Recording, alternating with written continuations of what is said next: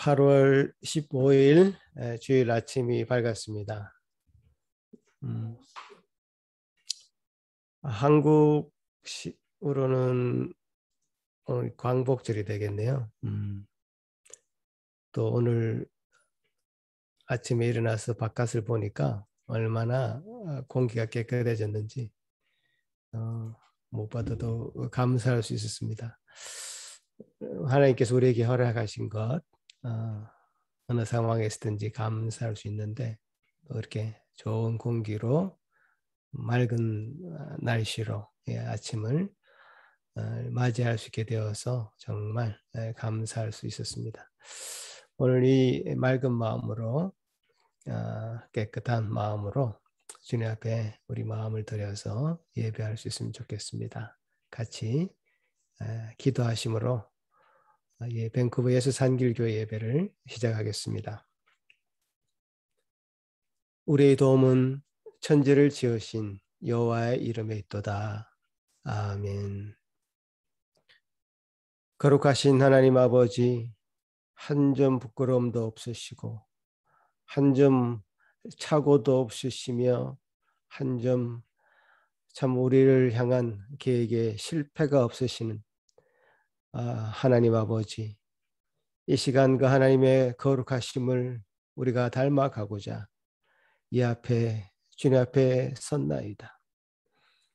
주님, 이 예배가 참으로 우리의 모든 것들을, 모든 잘못들을, 모든 주님 앞에 과오들을 주님 앞에 내려놓는 시간 되게 하여 주시고, 주님이 옷 입히시는 그 의를 참으로 힘입어 다시금 주님 앞에 온전히 설 수 있는 귀한 마음으로 이 시간 예배에 참여하게 도와 주옵소서. 주님께서 허락하시는 은혜가 우리 모두 위에 가득 넘치도록 도우셔서 참으로 각박하고 어려운 세상을 살아가는 이 상황 가운데서도 하나님이 하나님 되심을 믿고 믿음으로 나아가는 모든 주의 백성들 되게 하여 주옵소서. 그런 예배 되게 하여 주옵소서. 감사하고 예수님 이름으로 기도합나이다. 아멘. 찬양하겠습니다.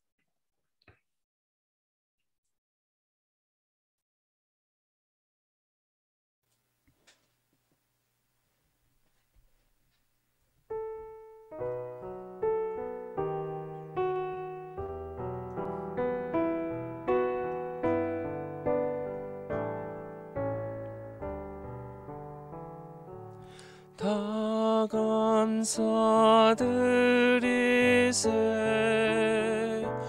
온 마음을 주께 바쳐 그 섭리 놀라워 온 세상 기뻐하네.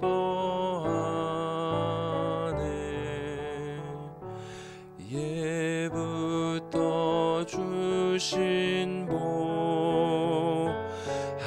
한없는 그 사랑 선물로 주시네. 이제와 영원히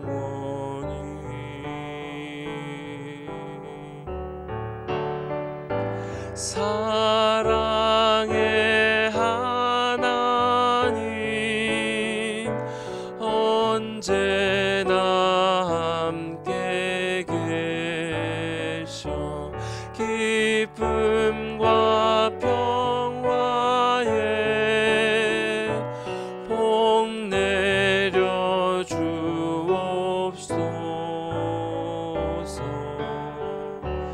몸과 맘 병들 때 은혜로 지키사 이 세상 악에서 구하여 주소서.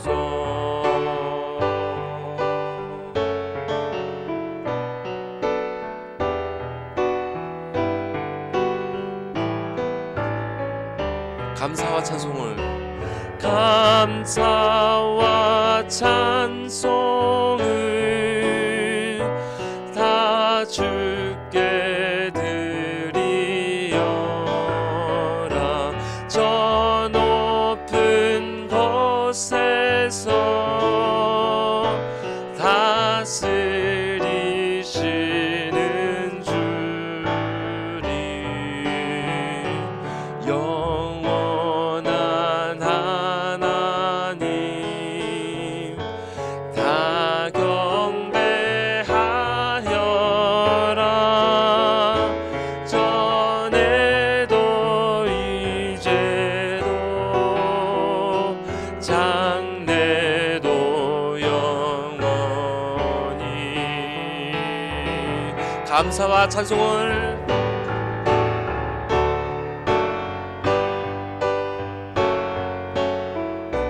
다 주께 드리어. 저 높은 곳에서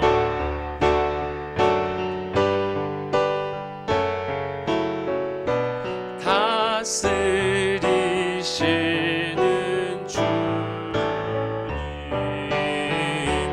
영원한 하나님, 다 경배하여라. 전에도 이제도 장래도 영원한 하나님, 영원한 하나님, 다 경배하여라.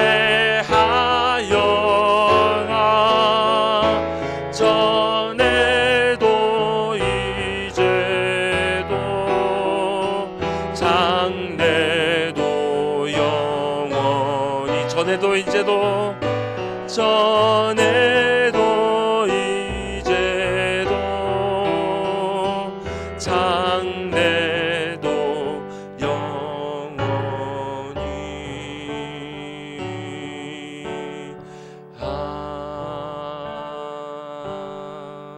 아멘.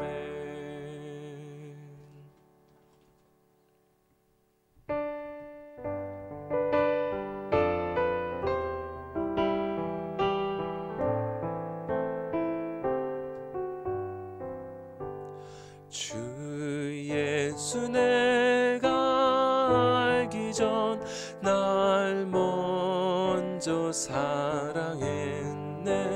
그 크신 사랑 나타나 내 영혼 거듭났네.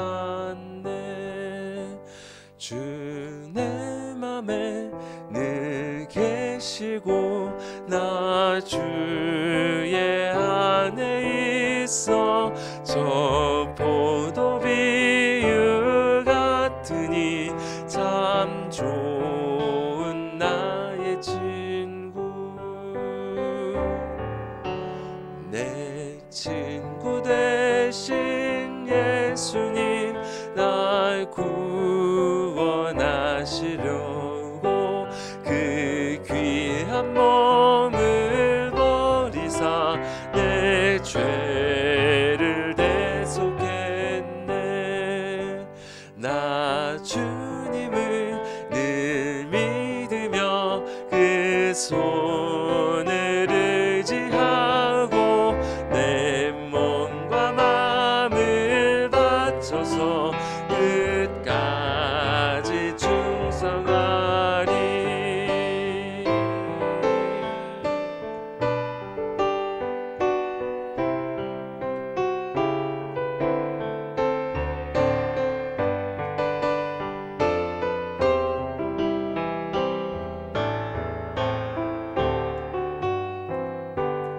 내 진실하신 친구여 그 은혜 내려주사 날 항상 보호하시고 내 방패 되옵소서. 그 풍성한 참 사랑을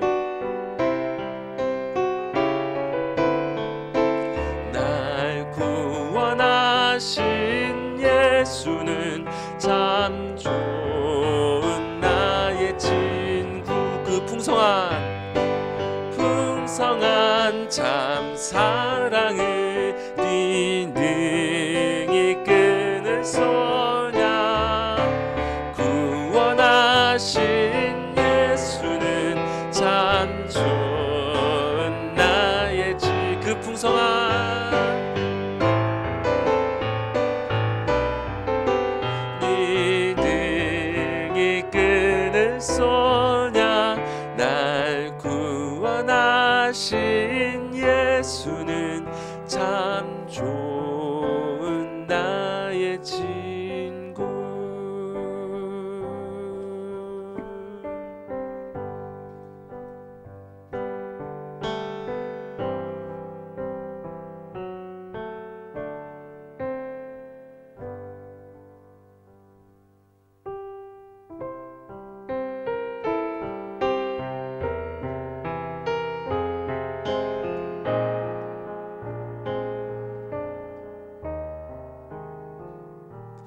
이 세상 끝날까지 주 섬겨 살리니 내 친구 되신 주여 늘 함께 하소서. 주 나와 함께하면 전쟁도 겁없고 주 나를 인도하면 늘 안심하리라.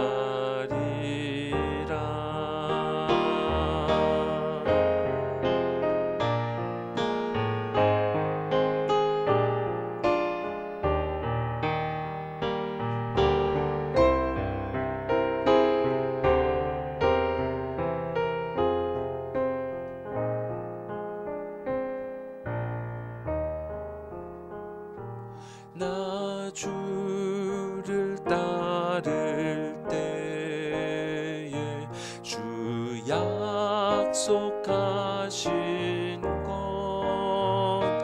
그 영광 중에 모두 이루어 주소서.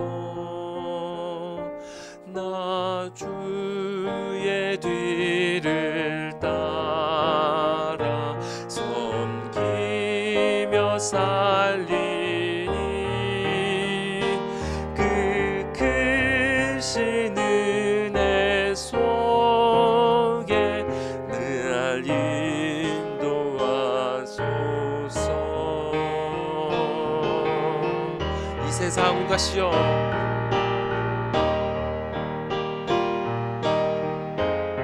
내 맘을 흔들고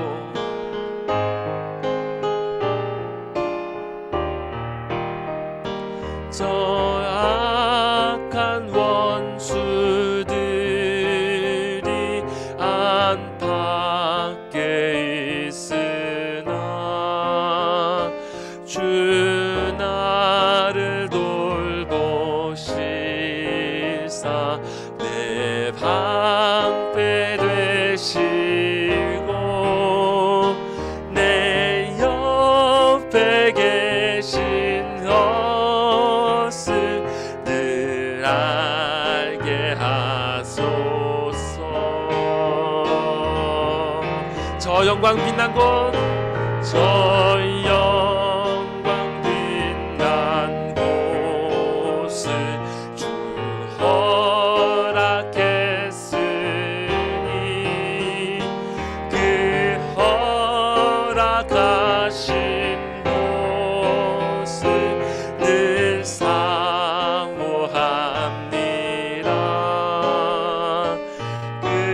끝까지 쉬지 않고 주 따라가리니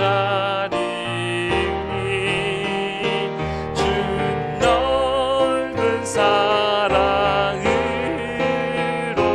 그리 인도하소서. 한 번 더 고백합시다. 저 영광 빛난 곳을 주 허락했으니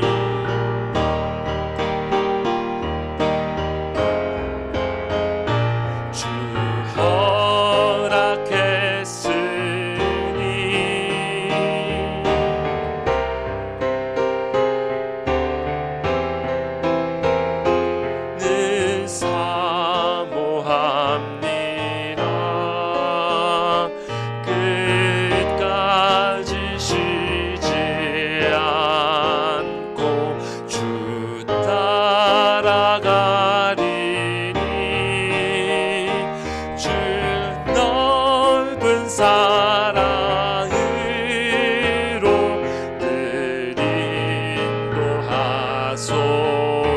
끝까지 쉬지 않고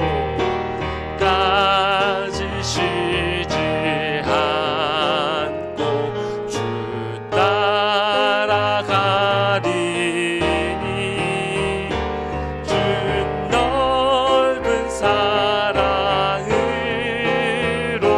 늘 인도하. 끝까지 쉬지 않고 끝까지 쉬지 않고 주 따라가리니 주 넓은 사랑으로 늘 인도하소서.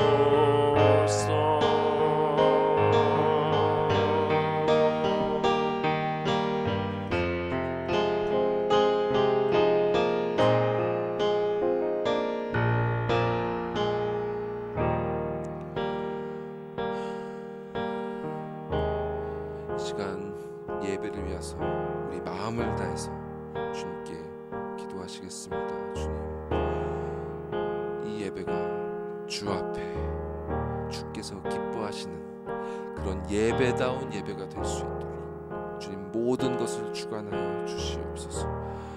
특별히 이 예배 가운데 선포되는 그 진리의 말씀을 통하여서 우리가 찬송으로 고백하였던 것처럼 주님, 우리가 주 성령님과 함께 끝까지 쉬지 않고 주 예수 그리스도께서 우리에게 보이신 길을 따라갈 수 있도록 그 말씀으로 우리에게 새 힘을 복돋아 주시옵소서. 다 같이 기도하시겠습니다.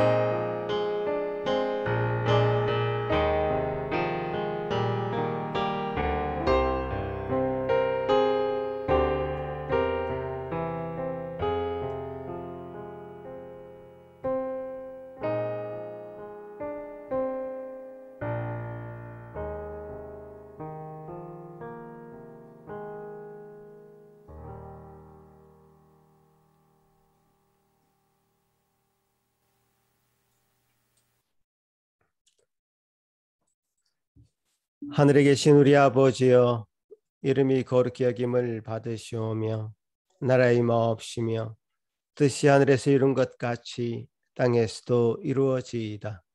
오늘날 우리에게 일용할 양식을 주옵시고 우리가 어류에게 죄 지은 자를 사하여 준 것 같이 우리 죄를 사하여 주옵시고 우리를 시험에 들게 하지 마옵시고 다만 악에서 구하옵소서. 대개 나라와 권세와 영광이 아버지께 영원히 싸움나이다. 아멘. 시편 133편 교독하시겠습니다. 보라, 형제가 연합하여 동거함이 머리에 있는 보배로운 기름이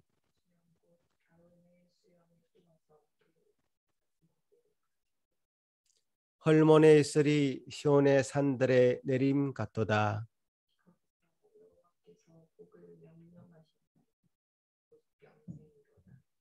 아멘. 이 시간에 양지수 사모 예배를 위해서 기도할 때에 다 같이 기도하시겠습니다. 사랑과 긍휼의 하나님 아버지, 지금 전 세계적으로는 기후 이상과 산불로 인해 많은 사람들이 피해를 보고 많은 소방관들이 고생하고 수많은 인명의 피해가 나고 있습니다. 집을 잃고 사랑하는 사람들을 잃고 삶의 터전을 잃어가는 사람들이 절망 가운데 있습니다. 이들 모두에게 주님의 사랑과 위로, 은혜와 도우심이 정말 필요합니다. 이 시간 함께 한 마음으로 간구하오니 이들의 눈물을 들으시고 모든 필요를 채워주시고 주님의 넘치는 은혜로 함께하여 주시길 간절히 원합니다. 그리하여 하루빨리 이들 모두가 안정적인 삶을 되찾아 살아갈 수 있도록 도와주시옵소서. 밴쿠버에서도 며칠 동안 산불로 인한 미세먼지가 우리의 평상시 생활을 불편하게 하였습니다. 미세먼지로 인한 더러워진 지방과 공기로 인한 주변을 더 닦고 내 몸을 닦는 일을 하면서도 정작 우리의 영혼의 더러움은 그대로 방치한 채 살아가고 있었던 건 아닌지 생각해 봅니다. 부디 우리가 살아가는 동안 죄에 물들어 오염되고 병들어버린 우리 자신의 영적인 병을 깨달아 알게 되는 은혜를 허락하여 주시고 오직 예수님만이 이 죄와 병으로부터 우리를 깨끗게 하실 수 있다는 것을 깨닫게 하여 주시옵소서. 디모데후서 2장 20절에는 큰 집에서는 금과 은의 그릇이 있을 뿐 아니요 나무와 질그릇도 있어 귀 쓰는 것도 있고 창이 쓰는 것도 있는데 누구든지 이런 것에서 자기를 깨끗게만 하면 귀 쓰는 그릇이 되어 거룩하고 주인의 쓰심에 합당하여 모든 선한 일에 준비된다고 말씀하여 주셨습니다. 무엇이 되고 무엇은 일을 하기 위해 힘쓰는 우리가 아니라 주님이 쓰시기 합당한 자 모든 선한 일을 준비하는 깨끗하고 거룩한 우리 상길교회 모든 성도가 되길 간절히 기도합니다. 예수님의 이름으로 기도드렸습니다. 아멘.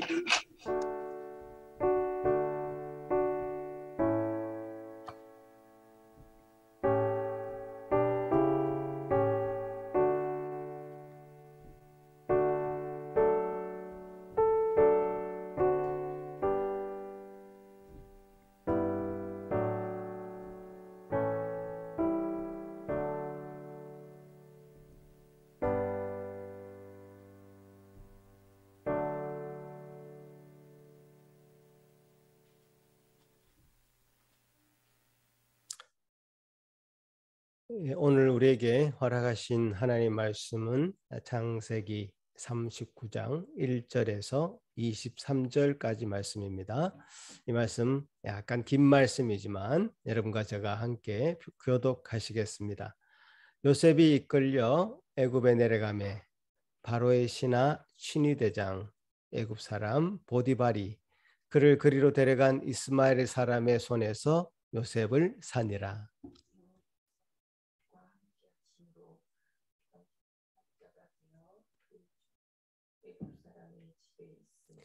그의 주인이 여호와께서 그와 함께 하심을 보며 또 여호와께서 그의 범사에 형통하게 하심을 보았더라. 요셉이 그 주인에게 은혜를 가정 총무로 삼고 자기의 소유를 다 그의 손에 위탁하니 그가 요셉에게 자기의 집과 그의 모든 소유물을 주관하게 한 때부터 여호와께서 요셉을 위하여 그 애굽 사람의 집에 복을 내리심으로 여호와의 복이 그의 집과 밭에 있는 모든 소유에 미친지라. 소유를 다 요셉의 손에 위탁하고 내 음식에는 공격하지 아니하였더라. 아름다웠더라.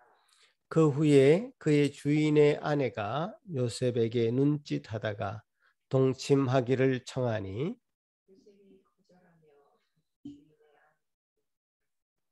주인이 집안의 모든 소득 간섭하지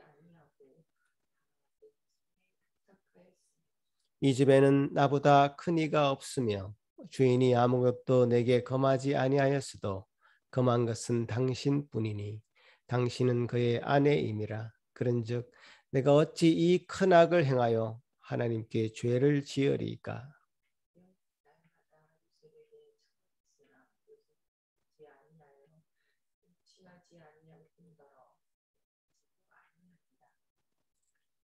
그러할 때에 요셉이 그의 일을 하러 그 집에 들어갔더니 그 집 사람들은 하나도 거기에 없었더라.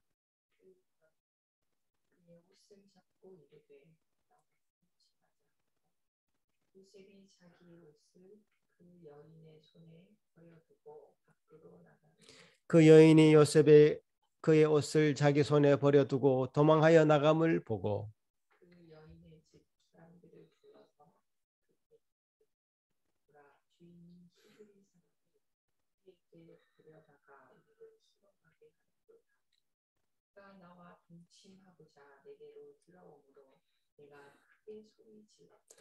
그가 나의 소리 질러 부름을 듣고 그의 옷을 내게 버려두고 도망하여 나갔느니라 하고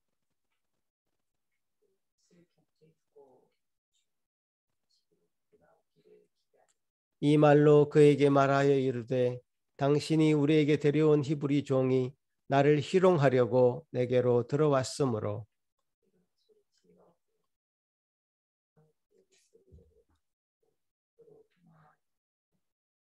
그의 주인이 자기 아내가 자기에게 이르기를 당신의 종이 내게 이같이 행하였다 하는 말을 듣고 심히 노한지라.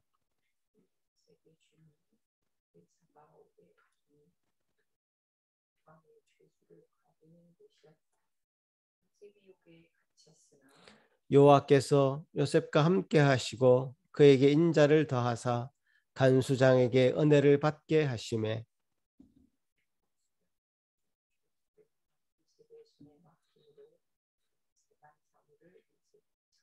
함께 읽겠습니다.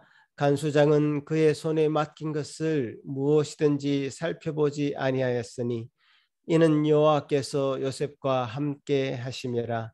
여호와께서 그를 범사에 형통하게 하셨더라. 아멘. 이 시간에 먼저 우리 어린이들 하나님의 말씀 듣도록 하겠습니다.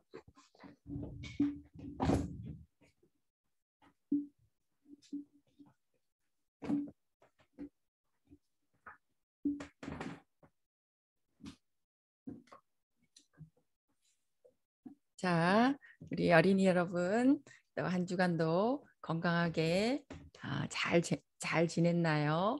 자, 우리 어린이들이 또 지난주에 보내준 그림을 보면서 지난주에는 하나님이 무엇을 말씀하셨나 다시 한번 생각해 보면 좋겠어요.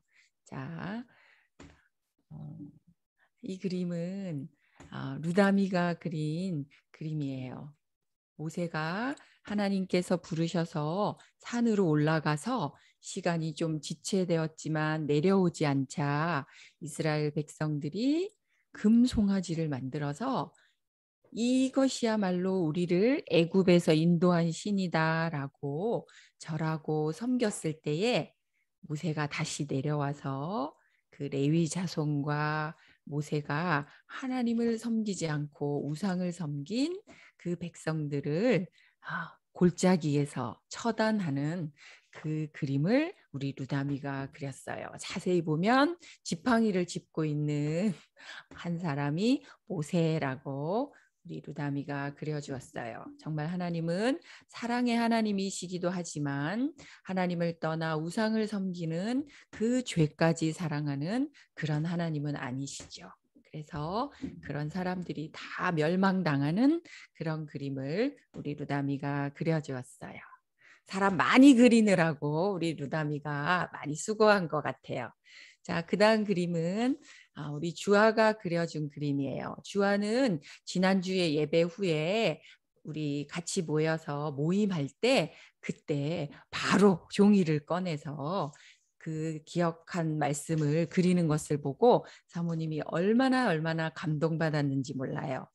이 그림은 모세가 이제 하나님의 부름을 받고 산으로 올라가는 그런 그림이에요. 가서 하나님께서 주신 언약을 받아서 내려오는 거지요.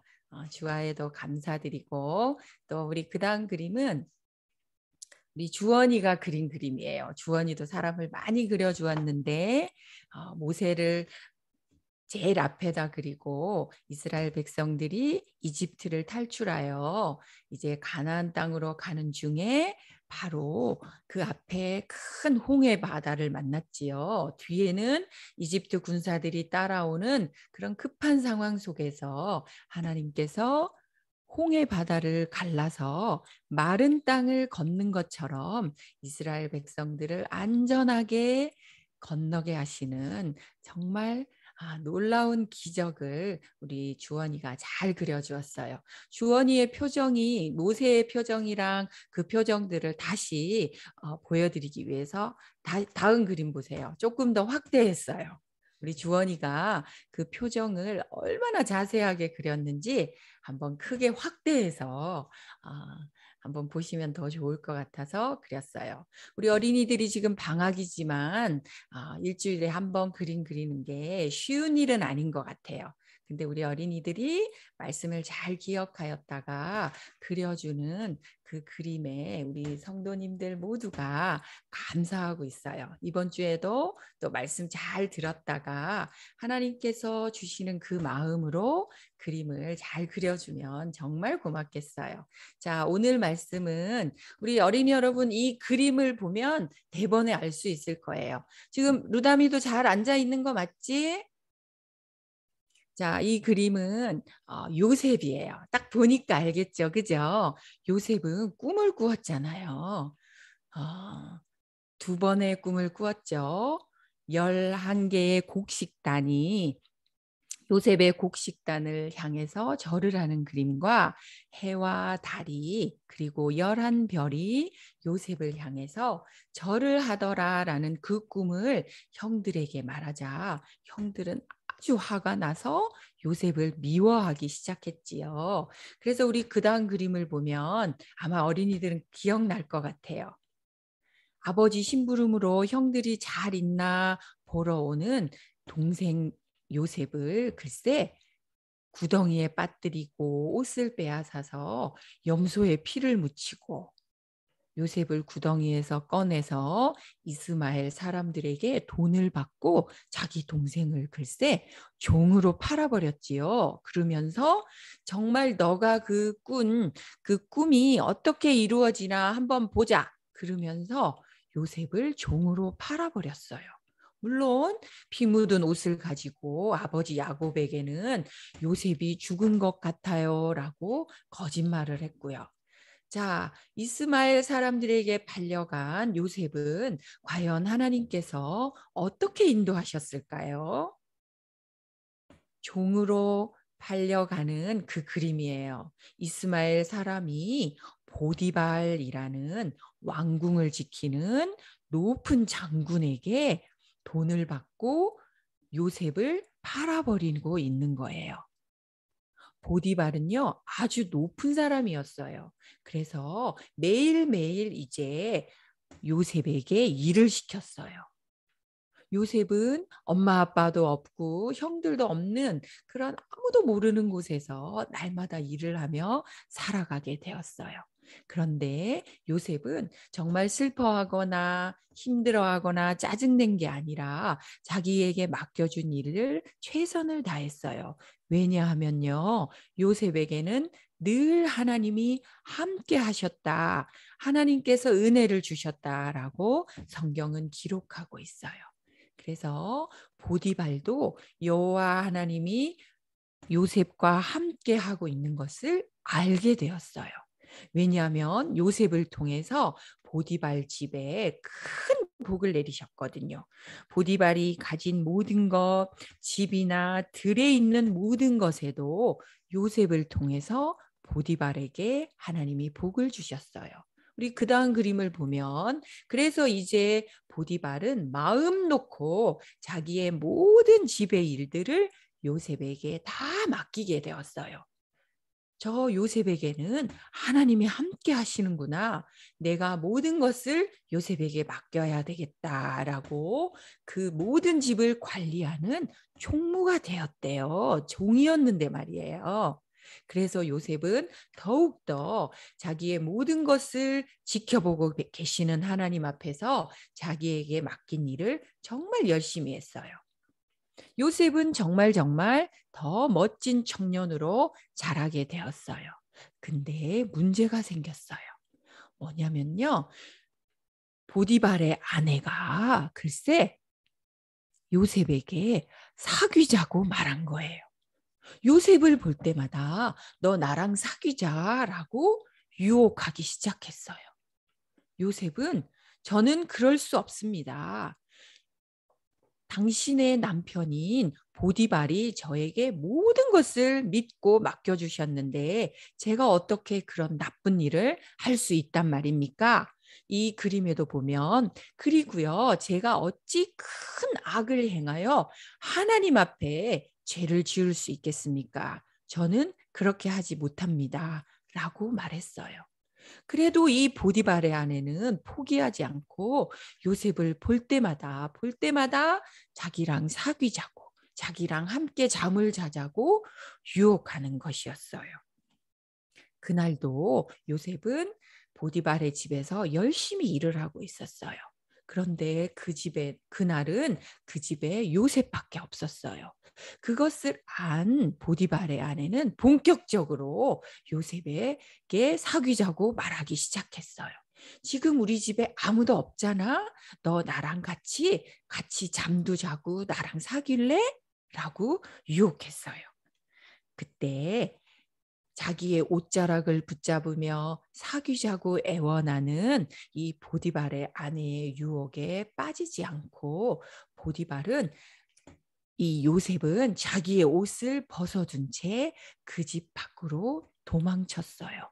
왜냐하면 그 옷을 벗어두지 않고 꽉 잡고 있는 그 보디발의 아내에게 붙잡힌다면 큰 죄를 하나님 앞에 짓게 되는 거잖아요. 그래서 이제 이 보디발의 아내는 요셉을 붙잡은 것이 아니라 요셉의 옷만 붙잡고 있었어요.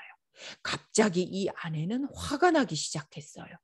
뭐야, 저 녀석, 우리 집의 종인 주제에 나의 이 유혹을 뿌리쳐? 하면서 화가 난 이 아내는 큰 소리로 종들을 불러서 말하기 시작했어요. 얘들아, 글쎄 요셉이 나랑 사귀자고 말했다. 우리 집에 아무도 없는 틈을 타서 우리 집에 와서 글쎄 나를 유혹하는 것 아니겠니? 그래서 내가 안 된다고 큰 소리를 쳤더니 요셉이 이 옷을 벗어놓고 도망쳤다라고 완전히 거짓말로 요셉에게 나쁘게 종들에게 말하기 시작했어요. 어떻게 됐을까요, 요셉은? 그 소리를 듣고 있는 요셉은 정말 화가 났겠지요. 그런데 요셉은 화를 내지 않은 것 같아요.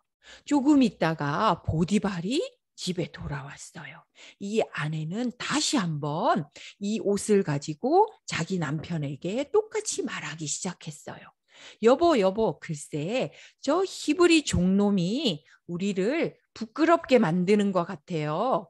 나를 날마다 찾아와서 유혹하더니 오늘은 나랑 같이 잠을 자자고 말하는 것 아니겠어요? 그래서 제가 안 된다고 큰 소리를 질렀더니 글쎄 이 옷을 벗어두고 도망갔지 뭐예요? 라고 자기 남편에게 말했어요. 이 말을 들은 보디발은 그 말이 사실인지 아닌지 확인도 해보지 않고 당장 요셉을 불러 왕의 죄수들을 가두는 큰 감옥에다가 가두고 말았어요. 여러분, 오늘 성경 이야기는 여기까지예요. 갇힌 요셉은 어떻게 됐을까요? 성경에 보니까 감옥에서도 글쎄 날마다 울고 짜증내고 화내는 것이 아니라 그곳에도 여호와께서 함께 요셉과 함께 하심으로라는 그렇게 성경은 기록하고 있어요. 감옥에서도 글쎄 요셉은 자기에게 맡긴 일을 열심히 하기 시작했어요. 그랬더니 모든 죄수를 담당하고 있는 간수장, 제일 감옥에서 높은 사람이 드디어 요셉을 주목하기 시작했어요. 아, 다른 죄수와 달리 요셉은 하나님께서 함께 하시는 사람이구나 라고 인정하면서 모든 죄수를 담당하고 있는 그 일을 글쎄 또 요셉에게 다 맡기게 되었대요. 요셉은 탈출했을까요? 아니에요.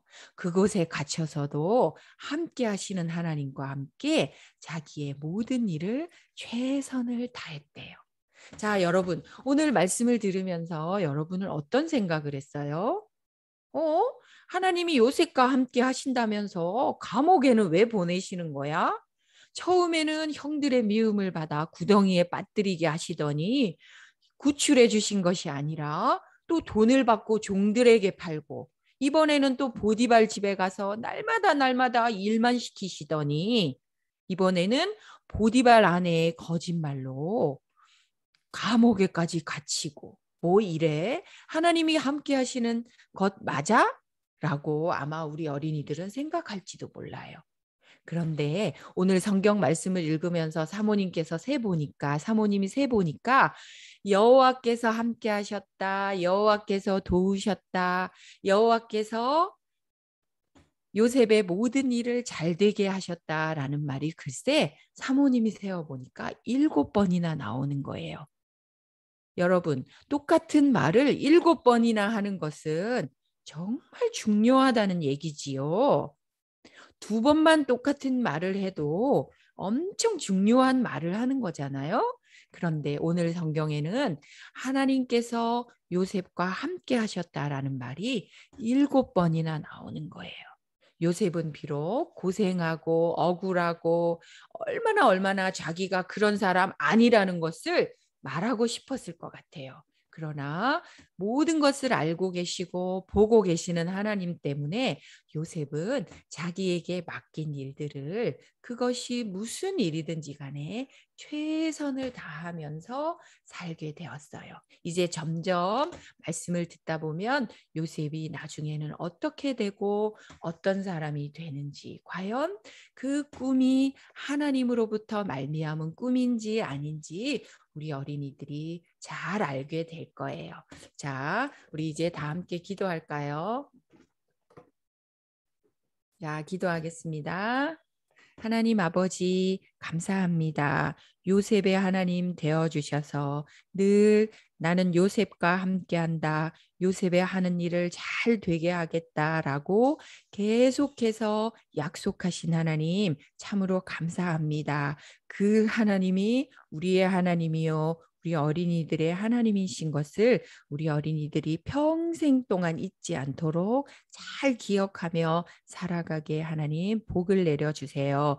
그래서 요셉처럼 억울한 일을 당하고 힘든 일을 당하고 또 자기가 그렇게 하지 않았는데 감옥에도 가고 하는 여러 가지 고난을 당할지라도 짜증내고 불평하고 원망하고 삶을 포기하는 것이 아니라 하늘 하나님께서 살아계시고 나와 함께 하시고 나의 모든 것을 보고 계신다라고 믿음으로 그 모든 일들을 감당했던 요셉처럼 우리 주원이와 주아와 루다미와 루아 또 주한이까지 또 한국에 가 있는 우리 수아까지 이 말씀대로 믿음의 큰 힘 가지고 살아가는 멋있는 어린이들 되게 해주세요. 그래서 시시하게 사람들의 눈을 의식하고 사람들이 유혹할 때마다 빠지고 하는 그런 사람 되지 않고 하나님 앞에서 당당하게 정직하게 바르게 살아가는 큰 믿음의 용사들 우리 교회에서 많이 나올 수 있도록 하나님께서 복을 내려주세요. 오늘 말씀 들을 때에 잘 집중하게 하시고 또 말씀 가운데 또 기억하였다가 그림으로 표현할 때에도 하나님 우리 어린이들 칭찬해 주세요. 감사합니다. 예수님의 이름으로 기도드립니다. 아멘.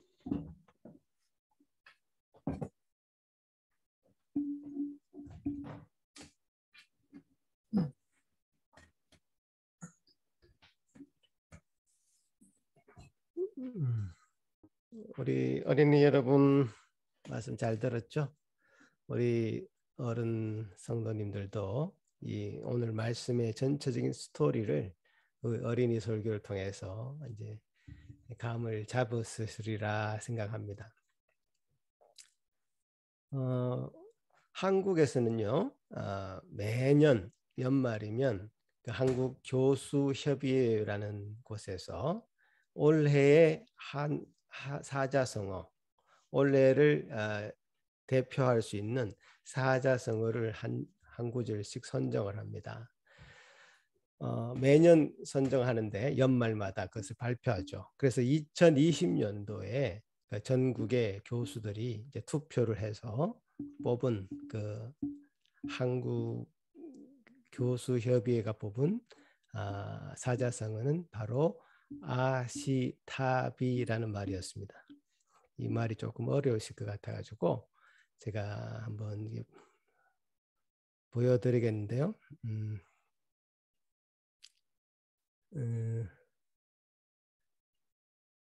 잠깐만요.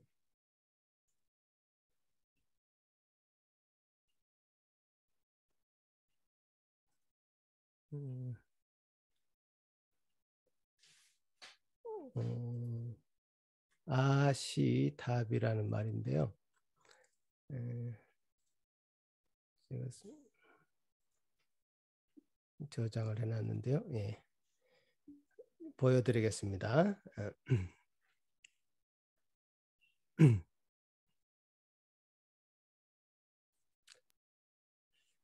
여러분 보이시죠? 조금 어려운 말입니다. 그죠? 조금 어려운 말인데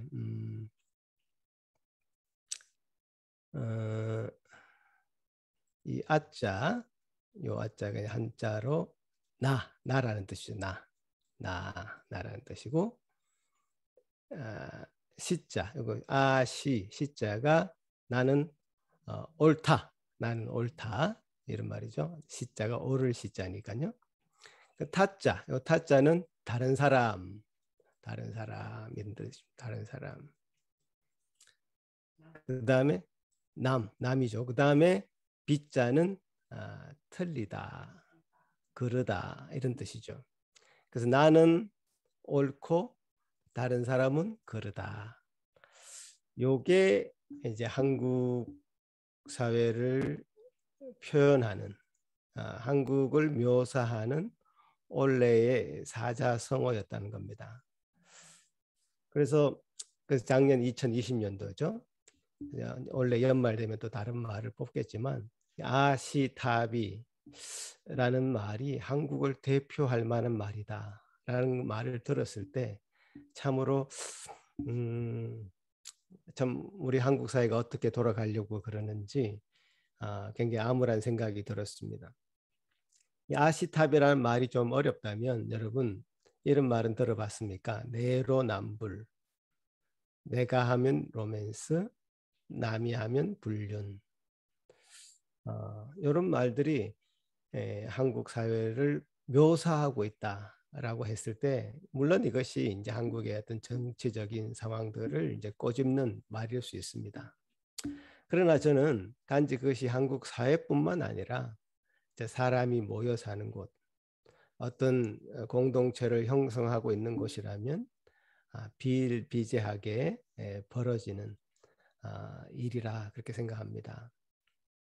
왜냐하면 우리 인간들은요, 우리 스스로를 객관적으로 볼 수 있는 능력이 실제로 많이 떨어집니다. 그 나르시즘이라는 말 들어보셨습니까? 자기애가 자작 차 있어서요. 자기의 잘못과 실수를 정당하게 인정하고 그렇게 고백할 수 있는 실력이 참 떨어지는 것 같습니다. 자기가 한 공과 과를 정당하게 평가할 수 없다는 뜻이죠. 뭐 이런 것을 성경적인 표현을 빌어서 제가 설명해 드린다면 자기 눈에 있는 들보는 보지 못하면서 다른 사람의 눈에 있는 티를 잡아내려고 노력하고 있는 것. 그것이 이제 성경적인 표현이겠죠. 사람은 그렇다는 거죠. 사람의 어떤 기본적인 인성이라는 것은 굉장히 자기 주관적인 것이다. 객관화시키기가 굉장히 힘들다라는 거죠. 그래서 이 자기 주관성에 빠져서 객관성을 잃어버리면 그렇게 형성된 가정, 아무리 겉으로 건강하게 보여도 이제 무너질 수밖에 없죠. 또 그런 사회, 서로를 향해서 불신을 표현하고 자기 자신이 공격하지 않으면 공격당한다는 그런 논리를 가지고 있다면 그런 사회, 그런 나라 좀 망가지고 무너지게 될 것입니다. 그것은 이제 불을 보듯 뻔한 논리이겠죠. 그래서 우리는 자기 자신을 객관화할 수 있는, 또 객관적으로 자기 자신을 평가할 수 있는 어떤 공동체적인 시스템이 필요합니다. 서로가 서로를 좀 돌봐줘야 된다는 뜻입니다. 자기 객관화할 수 있도록 도와줘야 된다는 겁니다. 깊은 대화가 필요하고요. 소통이 필요합니다. 투명하게 자신을 드러내고 밝히고 또 그것을 투명하게 볼 수 있는 눈을 서로가 서로에게 가질 수 있도록 도와주어야 됩니다. 이런 것이 필요 없으면요, 점점 나이가 들면 들수록 고립화되고요, 정말 고집쟁이가 되고요, 그야말로 세상 사람들이 말하는 꼰대가 되어가는 것이죠. 저는 이 말씀이, 이런 얘기가 말씀을 전하고 있는 저 자신에게도 그대로 적용된다고 생각을 합니다. 저도 부지런히 자기 객관화할 수 있도록 힘을 써야 되겠죠. 저는 여러분이 이 설교를 어떻게 들으실지 모르겠습니다. 제가 설교를 한다는 것이 내 주장을 펼치는 것이 아닙니다. 어떤 사람이 막 고리타분한 얘기를 막 늘어놓으면 설교 그만해 라고 소리치지 않습니까? 설교라는 것을 그런 식으로 받아들인다면 굉장히 문제가 있을 것 같습니다. 그 설교를 전하는 저도 문제가 있을 것이고 또 설교를 듣는 여러분도 문제가 있을 것입니다.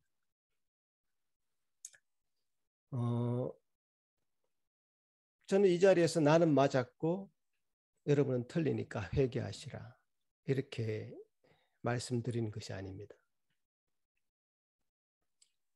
저는 하나님 앞에서 이 말씀이 과연 그러한가, 하나님 앞에 나는 과연 정말 정당한가를 부지런히 살피기를 원합니다. 또 여러분에게도 그렇게 부지런히 여러분을 살피기를, 정직하게 투명하게 살피기를 권면하는 것입니다. 제가 말씀을 한 구절 놓고 해석을 합니다. 그러면 여러분은 그 말씀을 그냥 어떤 그름막도 없이 그냥 받아들이는 것이 아니라 여러분도 해석을 같이 하셔야 됩니다. 과연 그러한가? 함께 해석하는 해석 공동체이고요, 함께 고민하는 고민 공동체입니다. 저도 여러분과 같이 하나님 앞에 서 있는 사람이고 여러분도 저와 같이 하나님 앞에 서 있는 사람입니다. 저도 저 자신이 하나님 앞에 제 자신을 부지런히 살펴야 하듯이 여러분도 여러분 자신을 부지런히 말씀을 기준으로 해서 살펴서 나는 맞는데 저 사람은 틀렸다, 이런 마음을 가지고 접근한다면 참 이 사회가 그렇다면 우리는 그 정반대로 가야 되겠죠. 그 아시타비가 아니라 아비타비가 될 것이고, 나도 틀렸고 당신도 틀렸다, 오로지 주님만이 옳다. 그러니까 아비, 나도 틀렸고, 답이 당신도 틀렸고, 주시 하나님만이 옳다. 우리 주님만이 옳다. 라고 그렇게 고백할 수 있으면 정말 좋겠습니다. 주님께서 주시는 이 마음을, 이 말씀을 통해서 참 받으시기를 바라고 그 안에서 참 자유를 누리시기를 간절히 바라겠습니다. 오늘 등장인물 요셉을 이제 본격적으로 한번 살펴보겠습니다.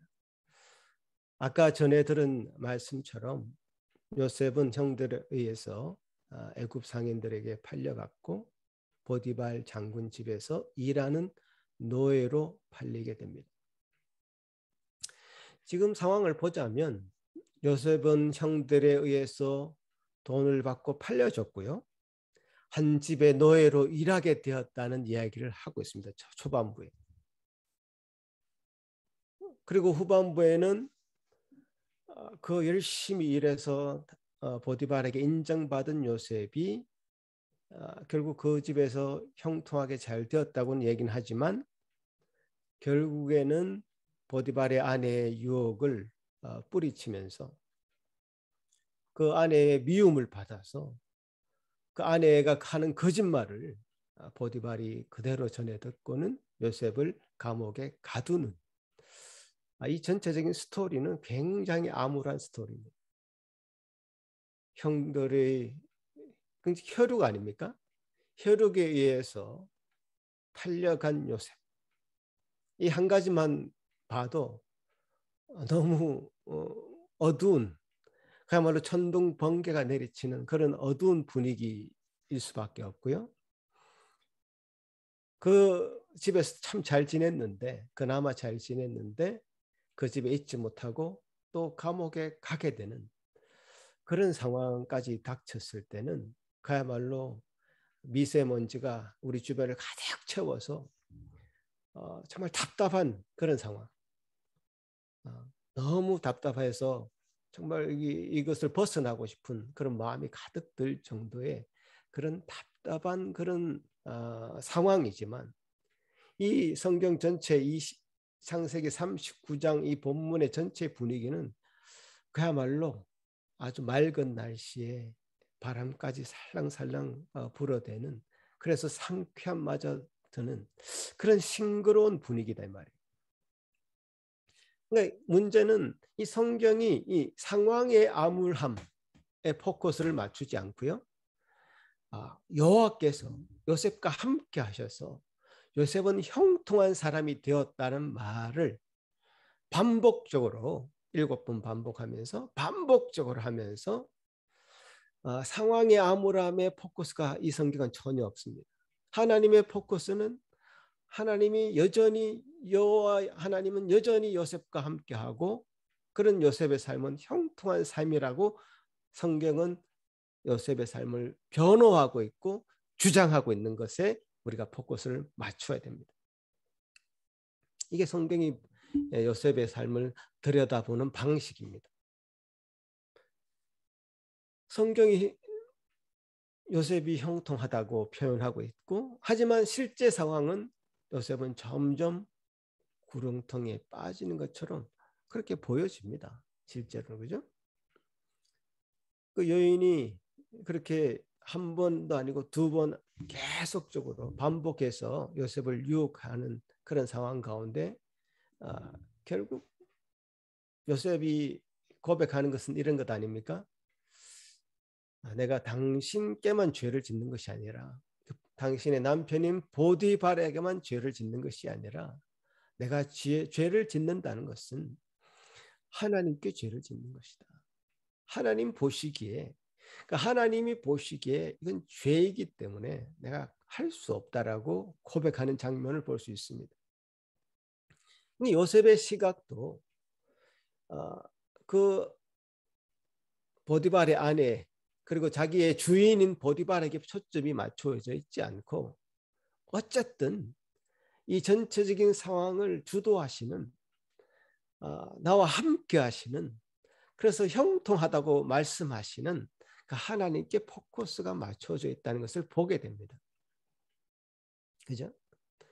그런 요셉의 마음을 우리가 100분 이해하고 읽는다면 요셉이 왜 이렇게 형통하게 되었는가? 형통할 수밖에 없는가? 라는 것을 우리가 캐치할 수 있을 것입니다.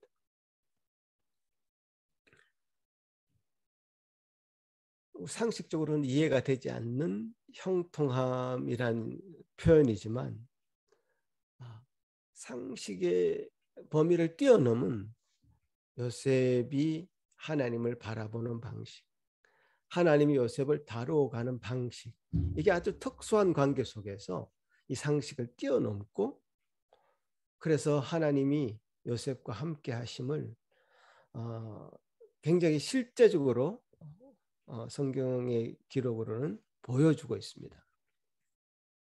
우리가 성경에서 요셉은 형통한 사람이다 라고 할 때 결론만 얘기를 합니다. 요셉은 그렇게 결국 애굽의 그때 당대의 최고의 나라 애굽이라는 그 제국의 총리까지 된 사람 아니냐, 그래서 형통한 사람 아니냐, 이렇게 어떤 결론적인 부분만 얘기하는데요. 아니죠. 우리는 늘 한 걸음 더 들어가야 됩니다. 요셉이 형통하다고 말씀하시는 그 챕터를 살펴볼 때 결코 우리 인간들은 그런 상황을 형통하다고 고백할 수 없는 부분에서 성경은 요셉의 삶은 지금 형통한 삶이다. 요셉은 여전히 고통을 견뎌내면서 살아가고 있고요. 가혹한 일을 견디면서 억울한 누명을 쓰고 그 누명을 해명할 수조차 없는 그런 상황 가운데 있지만 그런 상황 속에 하나님은 요셉의 삶을 형통하다고 표현하고 있는 것이죠.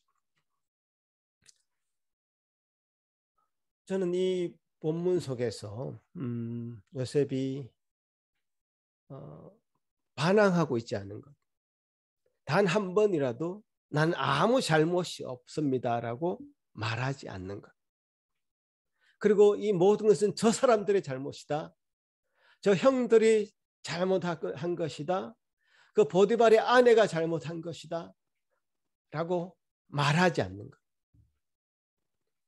그저 하나님 앞에 자기가 서 있는 자리에서 감당해야 될 일만을 하고 있는 장면들, 그 장면을 주목하고 있습니다. 우리는 이 모든 상황을 잘 알기 때문에 누가 잘못했고 누가 맞았는지를 알고 있습니다.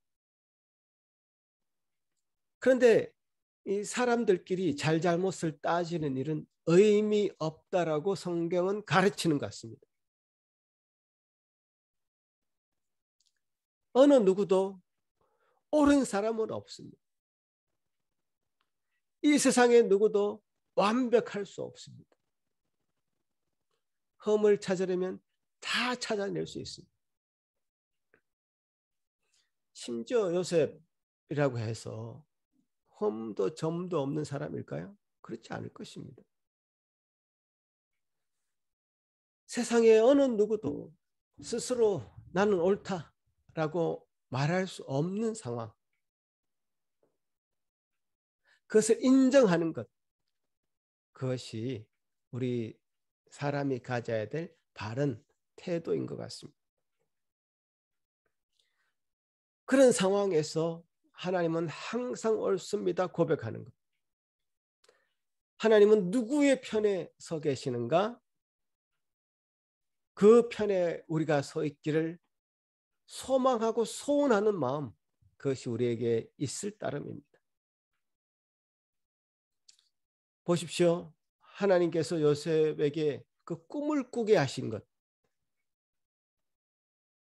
저는 하나님 옳았다고 믿습니다. 하나님의 계시는 틀림이 없었습니다. 야곱과 요셉의 그 형제들은 자신들은 맞았고 저 요셉이 틀렸다고 주장하면서 요셉을 팔아버렸죠. 결국 우리는 요셉의 편을 드는 것이 아닙니다. 그 꿈을 꾸게 하신 하나님께서는 옳았다라고 말해야 하는 것이죠. 하나님께서 요셉을 애굽의 상인을 통해서 애굽에 팔린 것 옳았습니다. 왜요?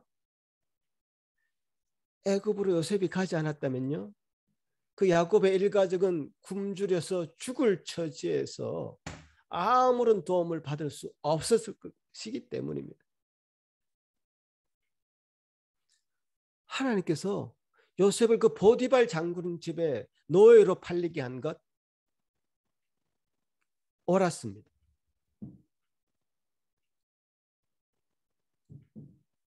그리고 보디발 장군의 아내가 요셉을 유혹한 것, 그리고 그 요셉이 유혹에 넘어가지 않고 거절한 것, 이것 또한 하나님이 옳았습니다.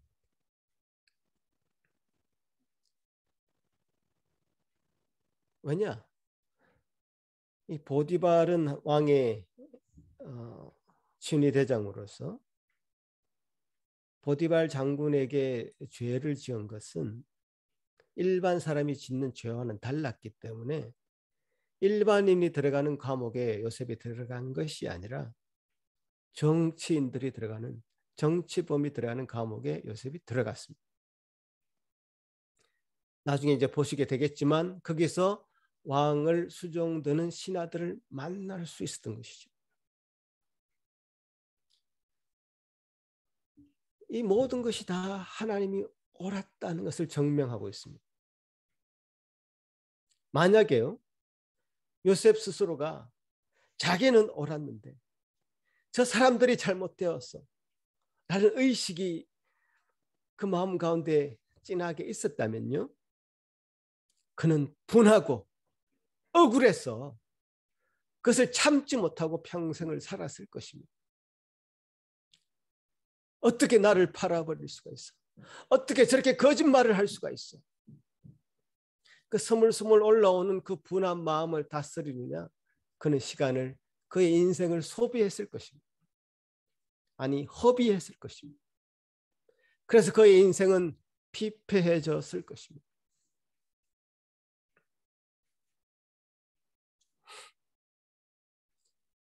제가 보기에 요셉은 자기가 옳았고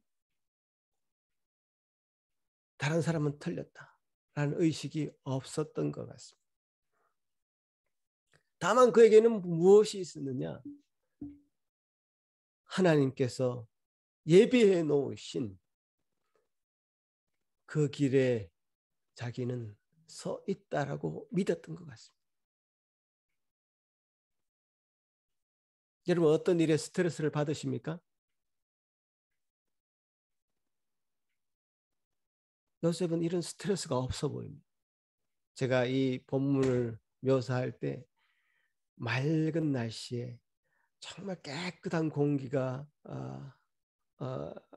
불어오는, 바람에 밀려서 살랑살랑 불어오는 그런 상쾌한 기분이 든다고 했는데, 그야말로 이 하나님께서 예비하신 그 길에서 걷는 우리 성도들의 모습은 스트레스 프리입니다.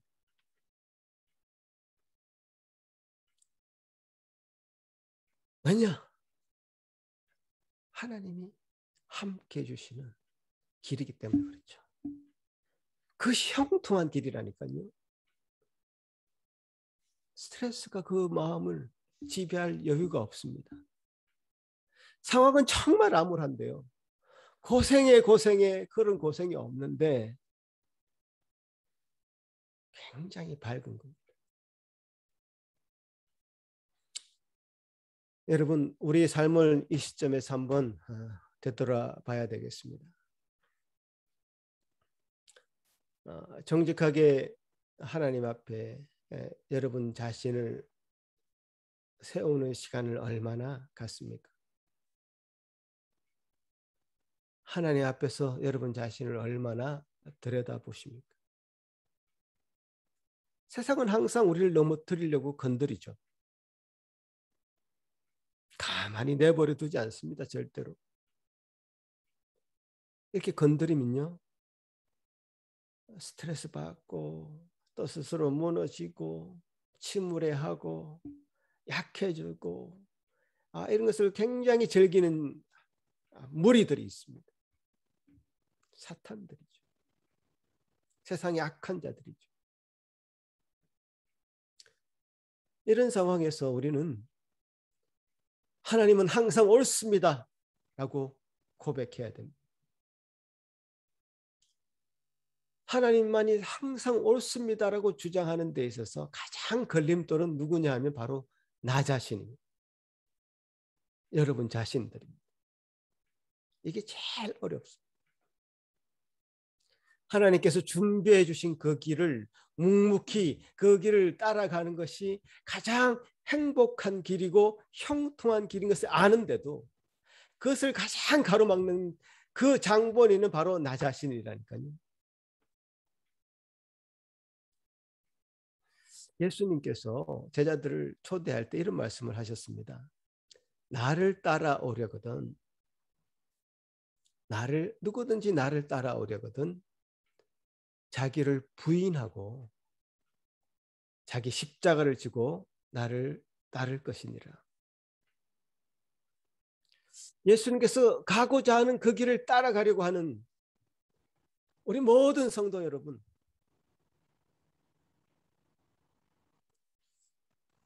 자신을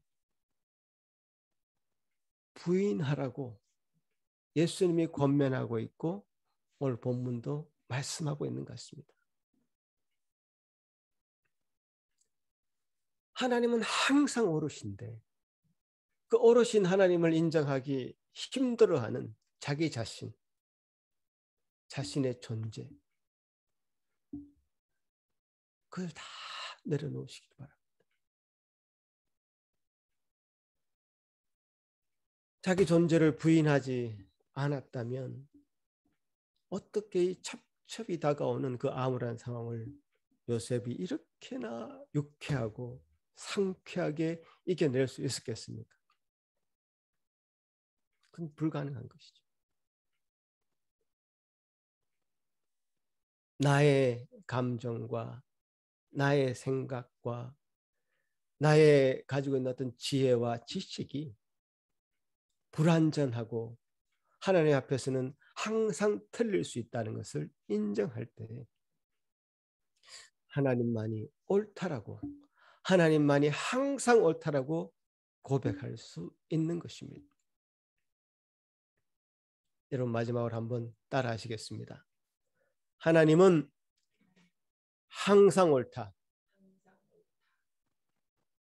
그렇게 굳게 믿으시고 하나님이 예비해 주시는 그 길에 저와 여러분이 함께 동행해 가시기를 간절히 바라겠습니다. 기도하겠습니다. 하나님 아버지 감사합니다. 주님께서 오늘 우리에게 주신 이 말씀을 통해서 하나님 형통하게 하는 자의 모습을 보게 하셨습니다. 하나님이 함께 하시는 자의 모습을 보게 하여 주셨습니다. 주님, 우리도 그 모습을 담고 싶사오니 주여, 우리 자신에게 있는 많은 자기 의식들, 자기 의들, 자기가 옳다고 주장하는 것들, 주님 앞에, 심지어 주님 앞에서도 자기의 존재를, 자기의 주장을 펼치고 싶어하는 우리의 지금 악한 마음들을 내려놓게 하시고 또 세상을 향해 손가락질하며 비판하는 그 마음을 내려놓게 하시고 주님께서 주시는 은혜로만, 주님이 주시는 그 길로만 유쾌하고 상쾌하게 달려나갈 수 있는 제 모든 예수산길교회 성도들 다 될 수 있도록 주님 복 내려 주시옵소서. 주여 형통하게 하여 주시옵소서. 감사하고 예수님 이름으로 기도합나이다. 아멘. 사도신경으로 우리의 신앙을 고백하겠습니다. 전능하사 천지를 만드신 하나님 아버지를 내가 믿사오며 그 외아들 우리 주 예수 그리스도를 믿사오니 이는 성령으로 잉태하사 동정녀 마리아에게 나시고 본디오 빌라도에게 고난을 받으사 십자가에 못 박혀 죽으시고 장사한 지 사흘 만에 죽은 자 가운데서 다시 살아나시며 하늘에 오르사 전능하신 하나님 우편에 앉아 계시다가 저리로서 산자와 죽은 자를 심판하러 오시리라.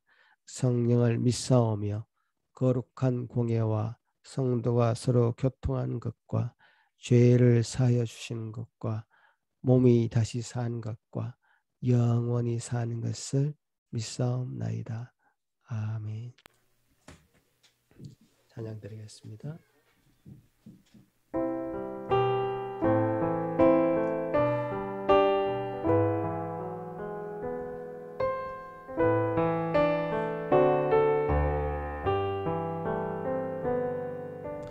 이 세상의 친구들 나를 버려도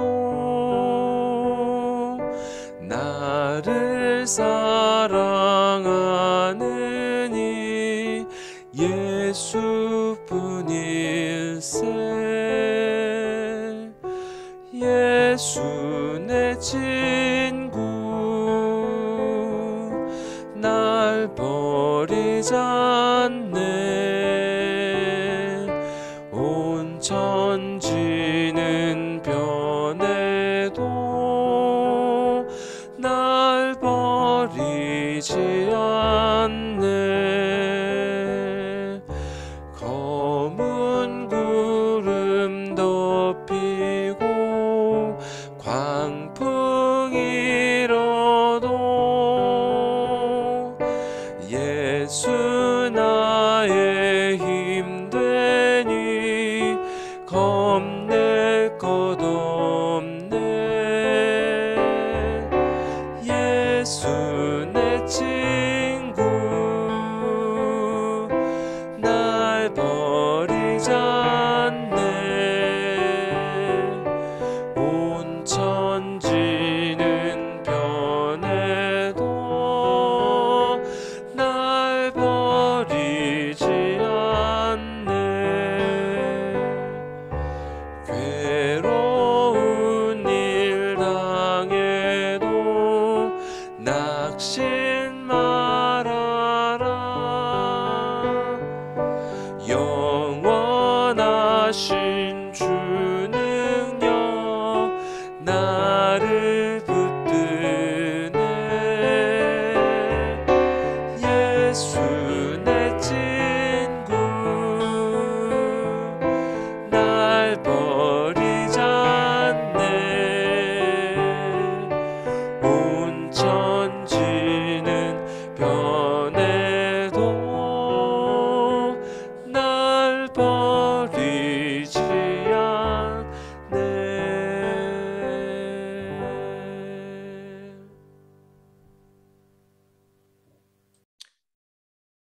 아버지 하나님 감사합니다. 주님께서 은혜로 베푸신 그 일들을 요셉을 통해서 보게 하시니 감사합니다. 우리도 그 형통한 자 될 수 있도록 주여 그 하나님의 함께 하심을 누릴 수 있도록 주의 은혜 내려 주시옵소서. 그 은혜를 누리고 싶습니다. 그 은혜를 맛보고 싶습니다. 주님, 하나님이 항상 오르심을 고백하는 자 되게 하여 주옵소서. 주님, 우리에게 예배에 나올 수 있는 마음 주셨사오니 이왕 나온 그 마음 위에 하나님의 말씀으로부터 내려오는 은혜를 사모하게 하셨사오니 주여 그 은혜를 누릴 수 있는 저들 되게 하여 주옵소서. 주님 앞에 나올 때에 그 마음을 이렇게 물질로 표현한 그 심령들 위에 은혜 위에 은혜를 더하여 주시며 그 일상을 복을 더하시며 형통한 하나님께서 맡기신 일에 충성한 그 마음 허락하여 주시옵소서. 감사하고 예수님 이름으로 기도하옵나이다. 아멘.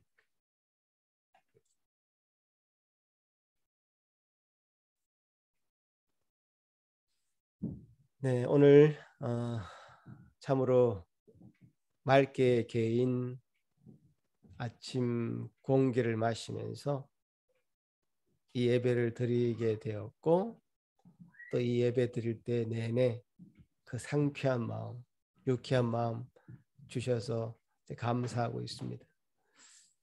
여러분, 오늘 요셉과 함께 하신, 그래서 형통하게 하신 그 하나님, 그 하나님이 여러분의 하나님이신 것을 정말 명심하시고, 여러분 삶 가운데도 이 형통함이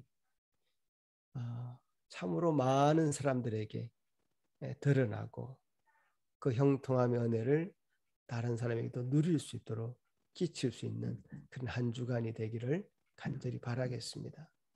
어떤 어려움이 여러분에게 있는지 제가 세세하게 다 모릅니다. 그러나 그 어려움 가운데 하나님이 함께 하신다고 고백하는 믿음이 여러분 가운데 굳건하게 있기를 저는 늘 기도할 것입니다. 같이 기도하시겠습니다.